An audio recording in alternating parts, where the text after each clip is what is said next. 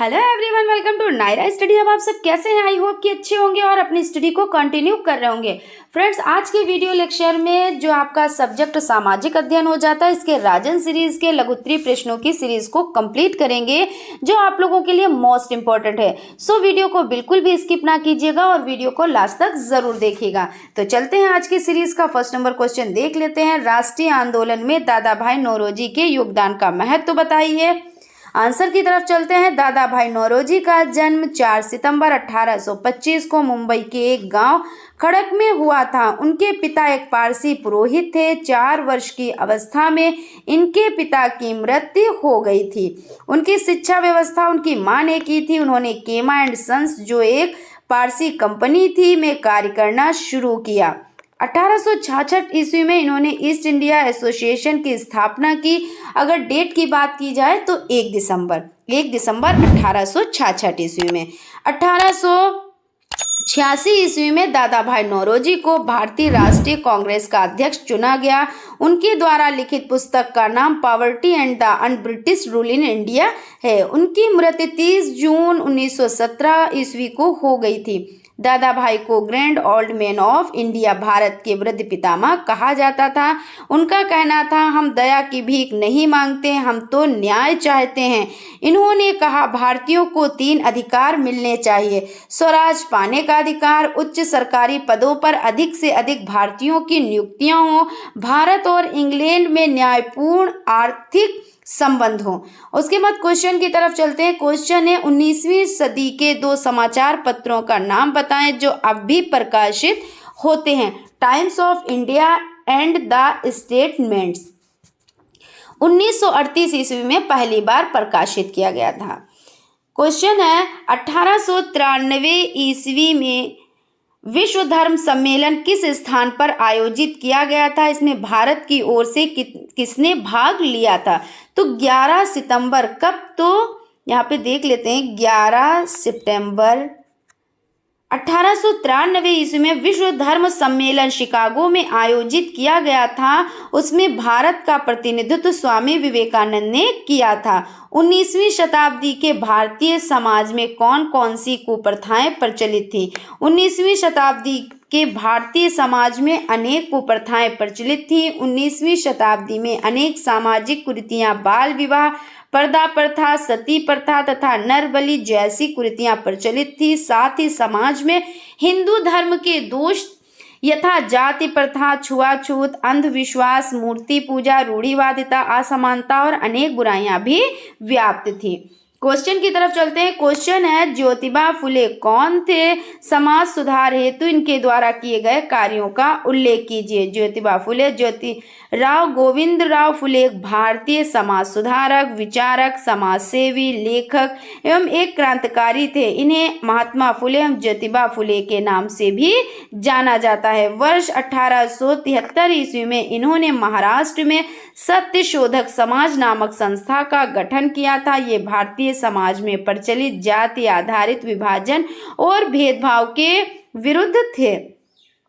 कार्य की बात कर लेते हैं। कार्य, ज्योतिबा फुले ने महिलाओं व दलितों के उत्थान के लिए अनेक कार्य किए। इन्होंने महिलाओं, विशेषकर विधवाओं के कल्याण के लिए कार्य किए। साथ ही किसानों की हालत सुधारने और उनके उत्थान हेतु काफी प्रयत्न किए। स्त्रियों की स्थिति में उत्थान हेतु एवं शिक्षा हेतु वर्ष 1848 ईस्वी में एक विद्यालय भी खोला और स्त्रियों को उनके अधिकारों के प्रति जागरूक करने के लिए जीवन समर्पित कर दिया।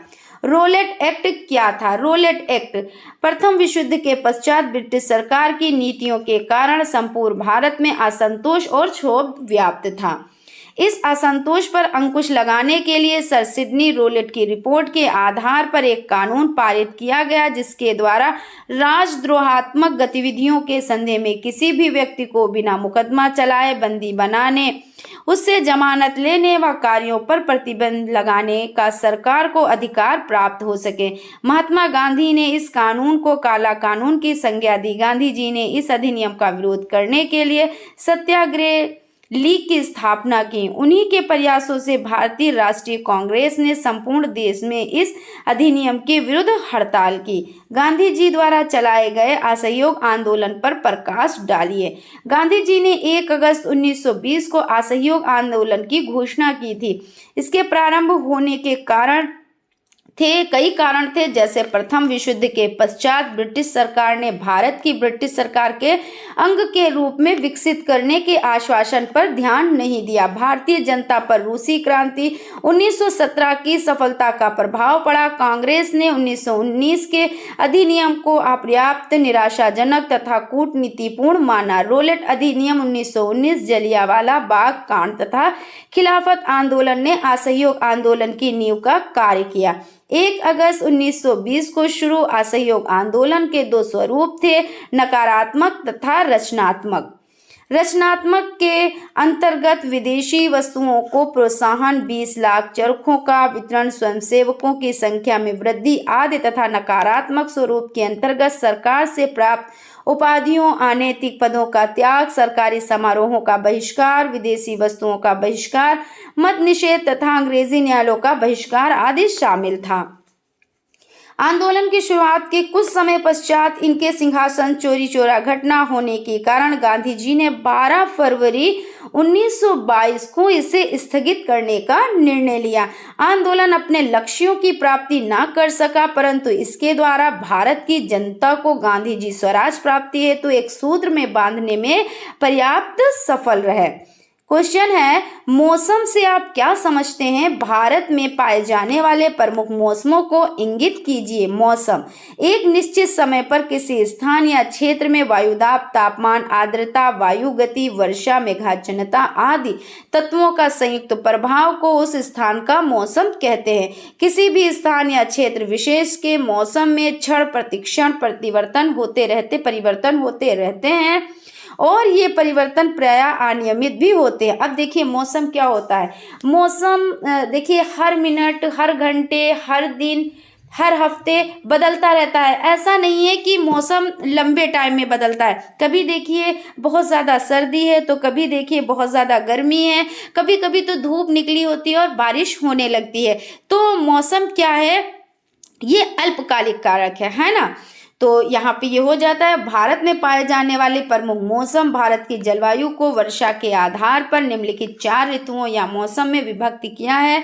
शीत ऋतु, ग्रीष्म ऋतु, वर्षा ऋतु, शरद ऋतु या लौटते मानसून का समय। शीत ऋतु यह मौसम भारत में सामान्य रूप से मध्य नवंबर से मध्य मार्च तक रहता है। इस समय सूर्य दक्षिणी गोलार्ध में होता है तथा उत्तरी गोलार्ध में तापमान कम होता है। इस दौरान देश के उत्तरी तथा उत्तरी पश्चिमी भाग में तापमान कम होता है। ग्रीष्म ऋतु यह मौसम मध्य मार्च से जून तक रहता है। मार्च के अंत तक सूर्य विषुवत रेखा को पार करके कर्क रेखा की ओर बढ़ता है। फलस्वरूप उच्च ताप की पेटी दक्षिण से उत्तर की ओर स्थानांतरित हो जाती है। वर्षा ऋतु यह मौसम भारत में मध्य जून से सितंबर तक होता है। इस दौरान दक्षिणी पश्चिमी मानसूनी हवाओं से घनघोर वर्षा होती है। शरद ऋतु भारत में अक्टूबर से मध्य सितंबर तक रहती है। इस अवधि में उत्तरी भारत में बढ़ रही मानसूनी हवाएं पीछे हटने लगती हैं। दैनिक तापांतर में भी वृद्धि हो जाती है।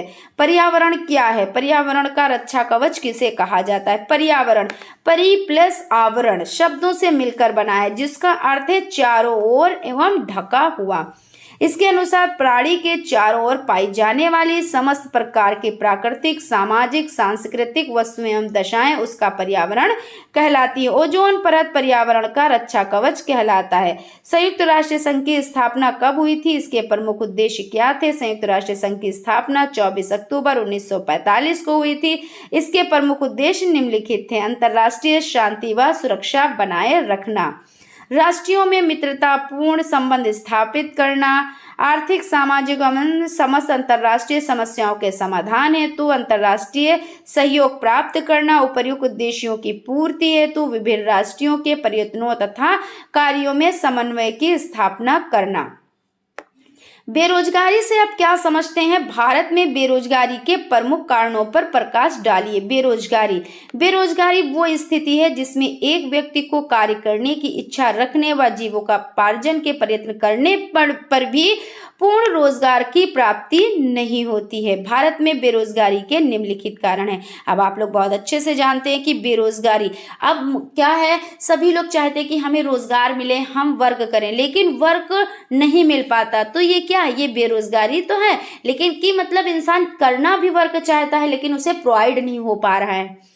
व्यक्तिगत कारण, अब इसके कारणों को जान लेते हैं, जैसे आयु, व्यावसायिक योग्यता का अभाव तथा बीमारी एवं शारीरिक अयोग्यता, जनसंख्या में अतिशय वृद्धि, क्योंकि देखिए जब बहुत ज्यादा जनसंख्या जिस लिमिट में बढ़ रही है, जितनी कहते नहीं कि जनसंख्या जैसे बढ़ रही है 2 के बाद 4, 4 के बाद 8, 8 के बाद 16, लेकिन जो रोजगार है वो जैसे 1, 2, 3 इस क्रम से बढ़ रहे हैं। तो रोजगार जो है वो कम है और जो जनसंख्या है वो ज्यादा है। मौसम एवं प्राकृतिक कारण जैसे अतिवृष्टि, अनावृष्टि, महामारी, तूफान तथा चक्रवात आदि। कृषि की पिछड़ी दशा, शिक्षा एवं औद्योगिक शिक्षा का अभाव, व्यापार चक्र एवं मंदी का संकट, सरकारी नीतियां, कुटीर उद्योग का ह्रास, दोषपूर्ण शिक्षा प्रणाली, उद्योगों का केंद्रीकरण, शारीरिक श्रम के प्रति उदासीनता। अब यहाँ पे समझ लेते हैं, जैसे सरकारी नीतियां हैं तो इससे भी बेरोजगारी बढ़ रही है। कुटीर उद्योगों का ह्रास, अब कुटीर उद्योग नहीं, जरूरी तो है नहीं कि जॉब ही मिल जाए, इंसान अपना वर्क करना चाहता है, लेकिन क्या हो रहा है, कुटीर उद्योगों का ह्रास हो रहा है। दोषपूर्ण शिक्षा प्रणाली, अब शिक्षा क्या है, शिक्षा तो दिए चले जा रहे हैं लेकिन व्यावसायिक शिक्षा पर कोई ध्यान नहीं दिया जा रहा है। और ज्यादातर माता पिता भी यही सोचते हैं, क्योंकि अब उनको भी पता है कि नौकरी मिलना इतना आसान नहीं है, तो बच्चों को थोड़ा सा पढ़ा लिया, उसके बाद किसी काम में लगा दिया, लेकिन वहां पे भी उनको अच्छे से रोजगार उपलब्ध नहीं हो पा रहा है। लेकिन सबसे ज्यादा क्या है, दोषपूर्ण शिक्षा प्रणाली है, क्योंकि अगर शिक्षा दी जाए तो इस तरह से दी जाए कि उनको रोजगार प्रोवाइड हो सके, है ना। लेकिन अब तो ऐसा हो गया है कि कितना भी कोई पढ़ ले, लेकिन उसके बाद में क्या हाथ लगता है कि बेरोजगारी हाथ लगती है। अब वो बच्चा जो पढ़ चुका है, अब वो किसी काम का भी नहीं रहा, यानी मतलब अब वो कोई काम भी नहीं कर सकता, क्योंकि वो पढ़ाई से जुड़ा हुआ है, स्टडी से जुड़ा हुआ है। अब उससे आप कहो कि आप जाके खेतों में काम करो, तो क्या वो खेतों में काम कर पाएगा, है ना। या आप और कोई भी काम कह दो तो क्या वो कर पाएगा, नहीं कर पाएगा। तो इसलिए जो दोषपूर्ण शिक्षा प्रणाली है, इसमें सुधार की बहुत ज्यादा आवश्यकता है। उसके बाद है उद्योगों का केंद्रीकरण, शारीरिक श्रम के प्रति उदासीनता। भारत किस महाद्वीप में स्थित है, भारत के भौगोलिक स्वरूप को कितने भागों में बांटा गया है, इसका नाम उल्लेख कीजिए। हिंद महासागर के शीर्ष पर स्थित भारत एशिया महाद्वीप में स्थित है। उच्चावचीय विशेषताओं के आधार पर भारत को लिखित 4 भूभागों अथवा भौतिक प्रदेशों में बांटा गया है। उत्तरी पर्वतीय प्रदेश, उत्तरी भारत का विशाल मैदान, प्रायद्वीपीय भारत का पठार, समुद्र तटीय मैदान, ये हो जाते हैं। सुरक्षा परिषद से आप क्या समझते हैं, कार्य बताएं। सुरक्षा परिषद संयुक्त राष्ट्र संघ के एक प्रमुख अंग। सुरक्षा परिषद के 5 स्थायी सदस्य अमेरिका, रूस, ब्रिटेन, फ्रांस तथा चीन। इस परिषद के 10 अस्थायी सदस्य होते हैं, जिनका 2 वर्ष के लिए महासभा द्वारा चुनाव होता है। इसका सत्र निरंतर चलता रहता है। सुरक्षा परिषद के कार्य, सुरक्षा परिषद की प्राथमिक जिम्मेदारी अंतर्राष्ट्रीय शांति और व्यवस्था बनाए रखने की है। इसकी शक्तियों में शांति अभियानों का योगदान, अंतर्राष्ट्रीय प्रतिबंधों को लागू करना तथा प्रस्तावों के माध्यम से सैन्य कार्रवाई करना शामिल है। निम्नलिखित पर टिप्पणी लिखिए। सविनय अवज्ञा आंदोलन, पुनः समझौता। सविनय अवज्ञा आंदोलन प्रारंभ करने का अधिकार कांग्रेस कार्य समिति द्वारा फरवरी 1930 में पूर्ण स्वराज प्राप्त करने के लिए गांधी जी को दिया गया था। गांधी जी द्वारा 12 मार्च 1930 को इस आंदोलन की विधिवत घोषणा की गई थी। इसके पूर्व गांधी जी ने जनवरी 1930 में ब्रिटिश सरकार से 11 मांगे रखी थी और पूरा न करने पर 12 मार्च को नमक कानून के उल्लंघन के साथ इस आंदोलन की शुरुआत दांडी यात्रा के साथ की। इस आंदोलन की प्रमुख बातें थी, नमक कानून तोड़ा जाए, विदेशी वस्त्रों को जलाया जाए, सरकार को कर न दिया जाए। शीघ्र ही ये आंदोलन पूर्ण भारत में फैल गया। सरकार ने अपना दमन चक्र चलाया, पर आंदोलन को कमजोर करने में सरकार को सफलता नहीं मिली।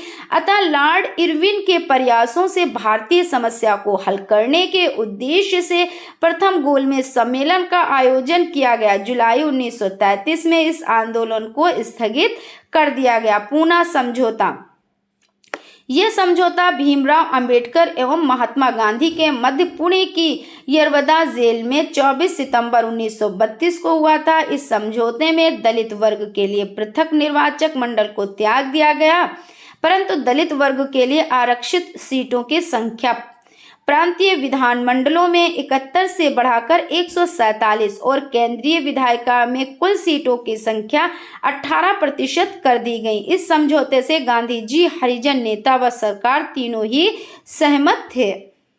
भूमंडलीय के आर्थिक प्रभाव को समझाएं। भूमंडलीय आर्थिक सुधारों की एक प्रक्रिया, इसके लिए उठाए गए कदमों से कक्ष प्रत्यक्ष और अप्रत्यक्ष परिवर्तन दृष्टिगोचर होते हैं। भूमंडलीकरण की प्रक्रिया ने एक नई आर्थिक व्यवस्था को जन्म दिया है।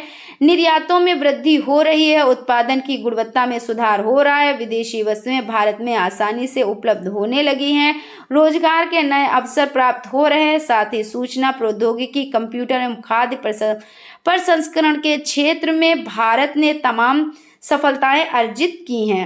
भारत के उत्तर के मैदान का उल्लेख कीजिए।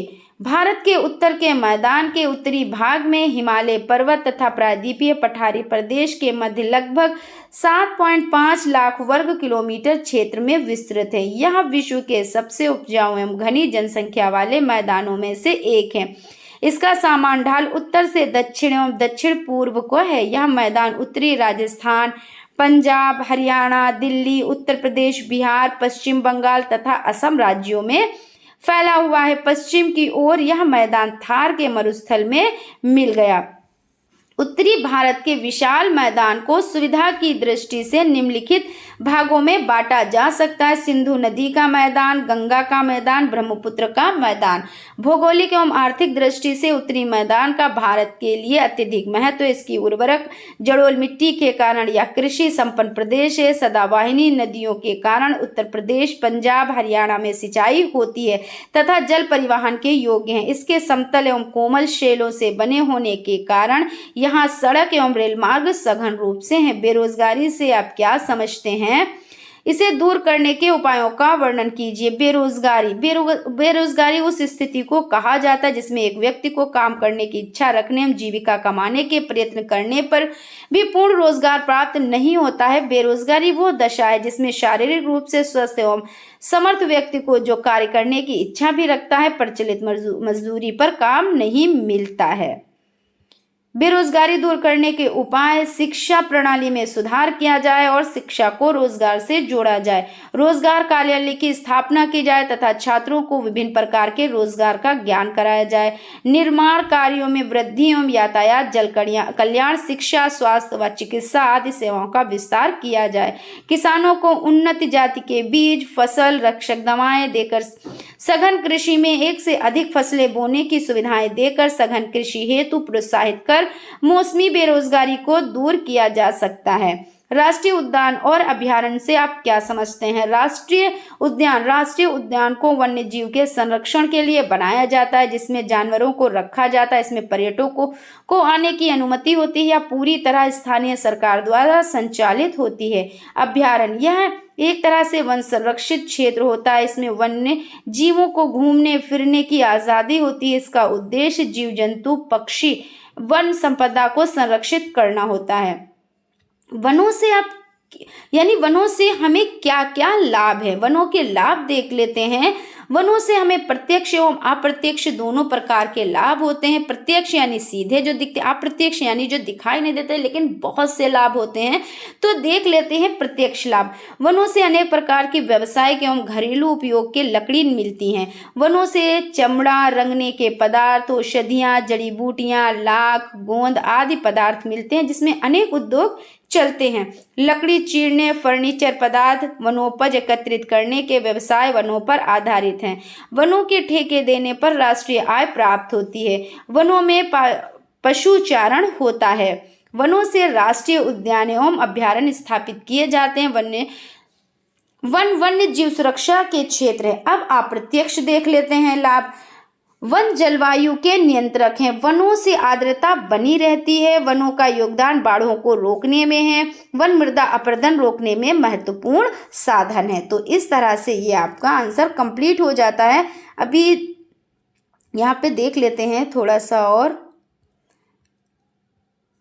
आज इतना ही रखिए, है ना, क्योंकि काफ़ी लॉन्ग वीडियो हो जाएगी। तो फ्रेंड्स, आप लोगों का जो सेशन है वो कंप्लीट हो जाता है। आई होप आप लोगों को सेशन अच्छा लगा होगा। अगर सेशन अच्छा लगा है तो प्लीज़ एक लाइक ज़रूर करें, और अगर अभी तक आप लोगों ने चैनल को सब्सक्राइब नहीं किया तो प्लीज़ सब्सक्राइब कर लें और बेल आइकन को भी ज़रूर प्रेस कर लें, जिससे कोई भी नोटिफिकेशन हो वो आप तक पहुंच सके। तो मिलते हैं नेक्स्ट क्लास में, तब तक आप लोग अपना ख्याल रखें और स्टडी को कंटिन्यू करें। Thank you.